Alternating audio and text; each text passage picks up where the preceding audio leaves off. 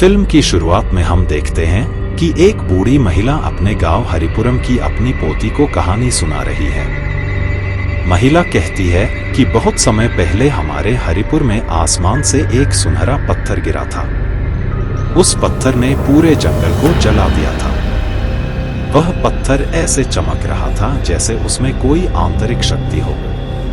तब अलग अलग जगहों से विद्वान आए और कहने लगे कि यह पत्थर पूरी दुनिया और लोगों के जीवन की रक्षा करेगा।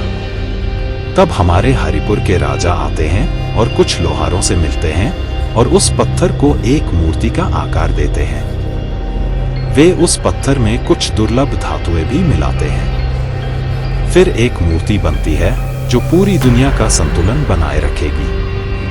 और राजा उस मूर्ति को हरिपुरम से अपने राज्य में ले जाता है। जल्द ही राज्य फलने फूलने लगा और सभी लोगों का जीवन बेहतर होने लगा। राजा का कारोबार भी बेहतर होने लगा, लेकिन वह पत्थर हमारे हरिपुर का था। लेकिन कुछ समय बीतता है और राज्य पर हमला होता है। वे बहुत खतरनाक समुद्री डाकू थे। वे राजा के पूरे समुद्री तट पर कब्जा कर लेते हैं और वे राजा के साले को भी मार देते हैं। वे उसे बंदी बना लेते हैं जो उसे सुलह देने का संदेश लेकर आया था। पूरा राज्य और राज उस समुद्री डाकू के डर से कांप रहा है। तभी राजा का एक सलाहकार कहता है कि हरिपुर गांव में उनके पास एक रक्षक है और वह रंग पिट्टू की लड़ाई का विशेषज्ञ है।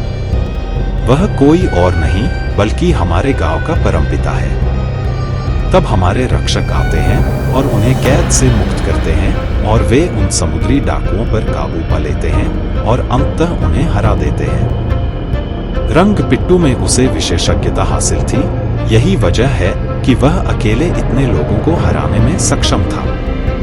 तब राजा ने अपने दोस्तों और उसे भोजन के लिए राज्य में बुलाया और उनसे कुछ मांगने के लिए कहा। उन्होंने कहा कि आप हमारे राजा हैं, लेकिन हमारे गांव की अमानत जो आपके पास है वह हमारे गांव की ही है। तब राजा भी सोचता है कि लुटेरे तो पूरे राज्य को लूटने वाले हैं, लेकिन उसने जो उपहार मांगा है वह भी राजा के लिए बहुत महत्वपूर्ण है। लेकिन राजा कुछ देर सोचता है और फिर उसे वह मूर्ति दे देता है जो उस भव्य पत्थर से बनी थी जो आसमान से गिरा था। फिर हमारे परमपिता उस मूर्ति को हमारे हरिपुर ले आए और सभी लोग बहुत खुश हुए। फिर एक मंदिर बनाया गया और उस मूर्ति को वहां स्थापित कर दिया गया। पहले तो राज्य में सब ठीक था, लेकिन कुछ समय बाद हमारे गांव में एक महामारी आ गई। लोग मरने लगे। लोग अपने सगे संबंधियों को भी देखने को तैयार नहीं थे। कोई किसी का दाह संस्कार भी नहीं कर रहा था। हमारे परमपिता की प्रेमिका उनसे बहुत प्रेम करती थी, लेकिन उसे भी ये महामारी थी। सभी लोगों ने उन्हें रोका, लेकिन वो अपनी प्रेमिका को गोद में लेकर जंगल में चला गया, ये सोचकर कि अगर भगवान ने मुझे ये बीमारी दी है तो वो ही इसे ठीक करेगा। लेकिन कुछ समय बाद उसकी प्रेमिका पूरी तरह ठीक हो जाती है, लेकिन वो महामारी उसे जकड़ लेती है। लोग कहते हैं कि उसने वो बीमारी अपनी प्रेमिका के शरीर से अपने अंदर ले ली थी। फिर गांव वाले कहने लगे कि उसकी तबीयत दिन ब दिन खराब होती जा रही थी। फिर हम देखते हैं कि महल से उसके लिए कोई संदेश आता है। किसी जासूस ने एक गुप्त संदेश लिखकर उसके पास भेजा था और ये भी कहा था कि इस संदेश को पढ़ने के बाद शरीर को जला देना। महाबानी ने उसे पूरी तरह जकड़ लिया था और ये संदेश पढ़ने के बाद फिर ऐसा लगा जैसे वो और भी टूट गया। उस समय नानी माँ, मैंने सुना है कि वह गर्भवती है। तब उसकी नानी माँ उसे डांटती है और कहती है कि तुम्हारी उम्र इतनी नहीं है। लोग ये सब सुनने के लिए बहुत सारी कहानियां बनाते हैं, मुझे इस पर बिल्कुल भी विश्वास नहीं होता है। तब वह लड़की कहती है कि नानी माँ, क्या आप मुझे मनियम की कहानी सुनाओगी जो एक चतुर चोर था। तब नानी कहती है कि उस चोर का नाम रात में नहीं लिया जाता है, वह बहुत बदकिस्मत है। और दूसरी जगह फिर हमें हरिपुरा गांव में दिखाया जाता है कि सभी लोग मनियम चोर से परेशान हैं। वह गांव के हर घर से सोना आदि चुराता है। वह बहुत अमीर है और एक जमींदार है। वह इतना मजबूत और इतना तेज है कि कोई भी उसे पकड़ नहीं सकता है। सभी लोग उसके अकेले घूमने से डरते हैं। इसलिए हमने एक समूह बनाया और सोचा कि हम इस चोर को पकड़ लेंगे। वो बिल्कुल गांव के मुखिया जैसा दिखता है, लेकिन वो एक चतुर चोर है जिसका पेशा चोरी करना है। सारे गांव वाले उससे तंग आ चुके थे। फिर हम देखते हैं कि दादी लड़की से कह रही है कि अच्छा हुआ वो पकड़ा गया। फिर हम देखते हैं कि कुछ साल बीत जाते हैं और फिर हमें मणि की बेटी दिखाई जाती है, जिसका आज एक बेटा है और वो बिल्कुल अपने दादा जैसा दिखता है, यानी मणियम जैसा। और कहानी सुनने वाली लड़की भी आज बड़ी हो चुकी है और इन दोनों के बीच प्यार तब से शुरू हो गया था जब वो छोटे थे। मणियम की बेटी हमेशा ताने सुनती थी कि वो एक चोर की बेटी है। अब उसके बेटे को भी ये सुनना पड़ रहा है। लक्ष्मी एक बड़े घराने की बेटी है जो मणि के घर वालों से नफरत करती है, लेकिन लक्ष्मी अज्जन से बहुत प्यार करती है। मणियम एक चतुर चोर है। उसने लक्ष्मी के पिता को लकड़ी के डंडे से बहुत जोर से मारा था और तब से वो मणियम और उसके घर वालों से नाराज है। उसके पिता हमेशा अपने बेटे और मां को जेल में डालने की कोशिश करते हैं, लेकिन अज्जन बहुत सीधा साधा लड़का है। वह एक रेडियो की दुकान में काम करता है और रेडियो फ्रीक्वेंसी के जरिए वह अपनी गर्लफ्रेंड यानी लक्ष्मी से बात करता है। गांव में अगर किसी के घर में चोरी हो जाए या कोई बड़ी चीज गुम हो जाए तो अज्जन के परिवार वाले पूरी तरह से शक के दायरे में आ जाते हैं। अज्जन जब छोटा होता है तो उसकी दादी यानी मनिया की पत्नी कहानियां सुनाती है कि कैसे वह अपने पोते को चोर बनाती है और वह कितना चालाक चोर है। तुम्हारे दादाजी उसके बारे में कहानियां सुनाया करते थे कि पूरा गांव तुम्हारे दादाजी से डरता था, लेकिन अज्जन की मां नहीं चाहती कि उसका बेटा अपनी दादी की संगत में बिगड़ जाए। उसकी दादी को गुजरे काफी समय हो गया है, लेकिन अज्जन अपनी दादी से बहुत प्यार करता था।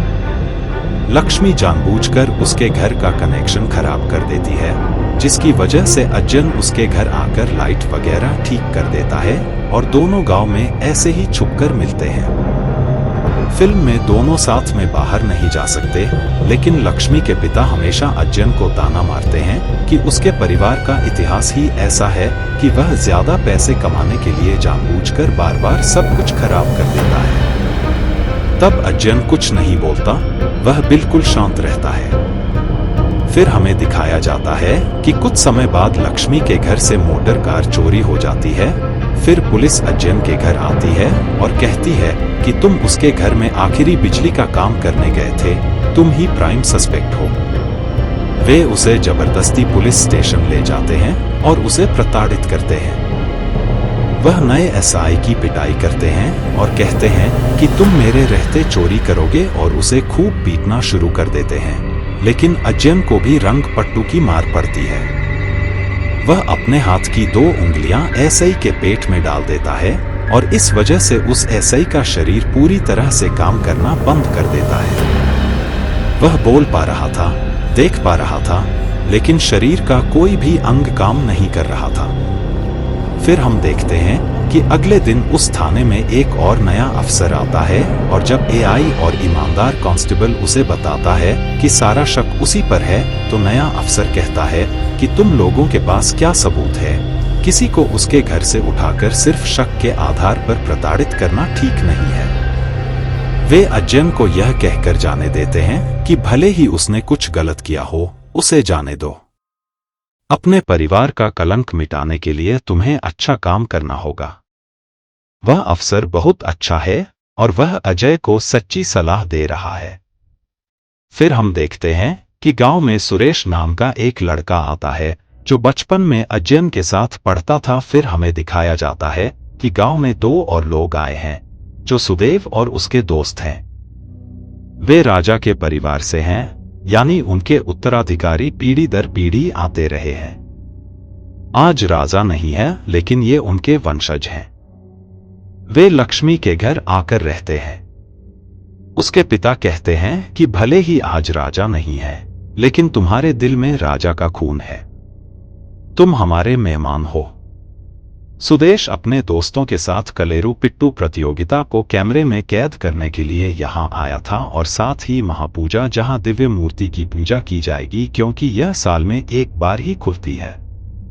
फिर एक दिन अज्जन चुपके से लक्ष्मी से मिलने घर जाता है और लौटते समय देखता है कि कोई न कोई चोरी कर रहा है। अज्जन का नाम पूरे गांव में फैल जाता है कि चोरी वही कर रहा है लेकिन उसका नाम लेकर कोई और चोरी कर रहा था। जब अज्जन आकर देखता है तो देखता है कि मंदिर की छत खुली है। इसका मतलब है कि कोई मंदिर में प्रवेश कर गया है और 10 दिन बाद पूजा होगी और दरवाजा खुलेगा और मंदिर के अंदर से मूर्ति गायब है।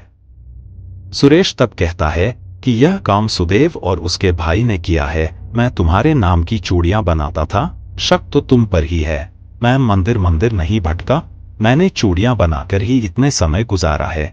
तब अज्जन उसे थप्पड़ मारता है और कहता है कि तुम मेरे नाम की चूड़ियां क्यों बनाते हो? वह कहता है, भाई तुम्हारा खानदान तो पहले से ही बदनाम है। तब अज्जन कहता है, मैं इस कलंक को धोने की कोशिश कर रहा हूं और तुम मेरे दोस्त हो कि तुम मेरा रोल कर रहे हो। तभी हम देखते हैं सुदेव, वह आता है और उन दोनों को बताता है कि मुझे पता है कि मंदिर से मूर्ति चोरी हुई है और वह मूर्ति मैंने ही निकाली है और मेरे पास वह वीडियो है। जब तुम छत पर चढ़े थे तो गांव वालों को यह साबित करने के लिए केवल यह वीडियो ही काफी है।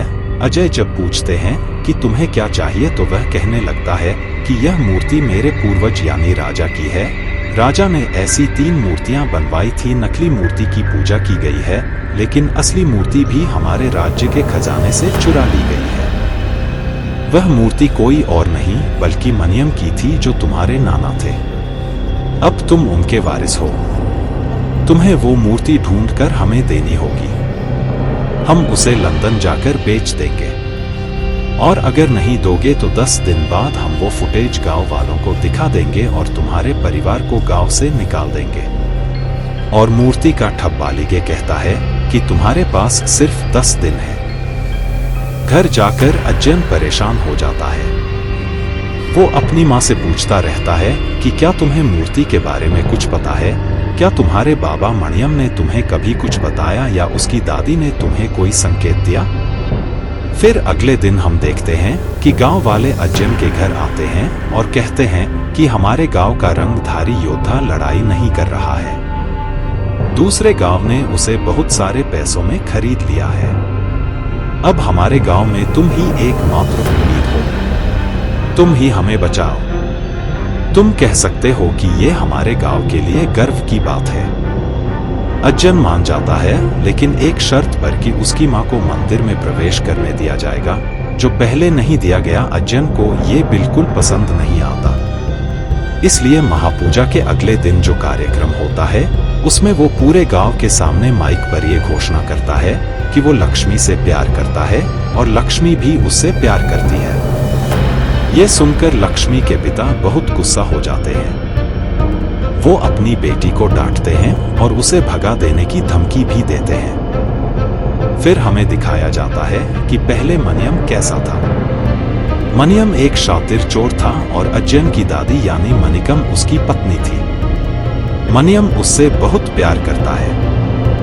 मनियम कुछ भी मांगता तो मनियम किसी न किसी तरह लाकर देता। गांव वाले मनियम से इतने तंग आ चुके थे कि वो एक पुलिस इंस्पेक्टर के साथ उसके घर में इकट्ठा हो गए। जब मनियम घर पर होता है तो वो पुलिस इंस्पेक्टर उसकी पत्नी यानी मनिकम के साथ जबरदस्ती करने की कोशिश करता है और कहता है कि अगर तुम्हें कुछ हुआ तो मनियम आ जाएगा। फिर हम देखते हैं कि घर के अंदर एक गुप्त दरवाजा है और अंदर से वो गुंडा बाहर निकलता है और उस पुलिस इंस्पेक्टर को बहुत बुरी तरह पीटता है। वह गांव वालों और जमींदार से कहता है कि तुम लोग मुझसे नफरत करते हो। अगर आज किसी ने मेरी पत्नी और बेटी को नुकसान पहुंचाने की हिम्मत की तो मैं पूरे गांव को तबाह कर दूंगा। फिर उस रात वह माणिक के मनियम से कहता है कि पुलिस इंस्पेक्टर ने मेरे होंठ काट लिए हैं और मैं इस अपमान का बदला चाहता हूं। मनियम क्रोधित हो जाता है और कहता है कि मैं उनसे वह चीज छीन लूंगा जो उन्हें सबसे प्रिय है। वह दिव्य प्रकाश है, वह कीमती पत्थर की मूर्ति जो आसमान से आई थी। वह परम पूज्य पिता ने राजा के रहस्य से उस मूर्ति को लाकर हरिपुर में स्थापित किया था। उस मनियम को छुड़ाया सिर्फ अपनी पत्नी माणिक के लिए। गांव वालों से बदला लेने के लिए मनियम उस मूर्ति को भी छुड़ाता है और वह अपने एक लोहार दोस्त को कहता है कि वह इसे अच्छे से चमका दे। मैं इसे अपने माणिक काम को दे दूंगा। मैं यह किसको दूंगा? तब मनियम का मित्र लोहार कहता है कि मेरे पूर्वज ने सर्वप्रथम आकाश से आए पत्थर को पिघलाकर उस राजा के लिए दिव्य ज्योति बनाई थी। अतः उस वंशज का उत्तराधिकारी होने के नाते मैं यह कह सकता हूँ कि जो मूर्ति आप मंदिर से चुरा कर लाए हैं वह उस पत्थर की नहीं है, वह केवल पीतल की बनी है। और मेरे पूर्वजों ने मुझे यह भी बताया था कि उस दिव्य ज्योति की बिल्कुल असली जैसी दिखने वाली 2 मूर्तियां और बनी हैं, जो राजा के पास ही थी।